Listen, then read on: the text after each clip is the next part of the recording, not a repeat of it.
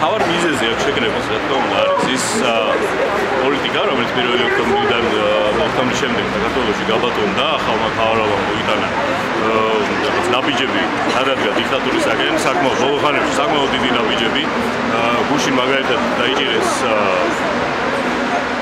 მოუგებელი ტელეკომპანიის დირექტორი, ეს რაღაც წარმოუდგენელი რამ მოხდა, ასეთი რამ ყველაზე დიდ დიქტატურებში იშვიათად თუ შეხვედრია ხოლმე. ასევე საკრებულოებში შევარდა პრეზიდენტზე თავდასხმა. ეს არის ის რაღაცეები, რისი გასაპროტესტებლად აუცილებლად უნდა გამოვიდეს მოქალაქე ქუჩაში, უნდა დადგეს.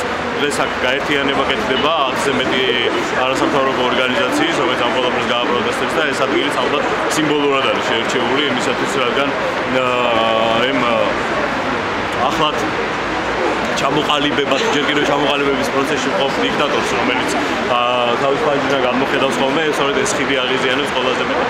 ალბათ მიიჩნევს როგორც თავისუფლების სიმბოლოს ამ ხიდს და სწორედ ამიტომ აღიზიანებს. ჩვენ წავიღოთ ეს ხიდი როგორც თავისუფლებისა და მშვიდობის სიმბოლო და გამოვიყენოთ ჩვენს ბრძოლაში.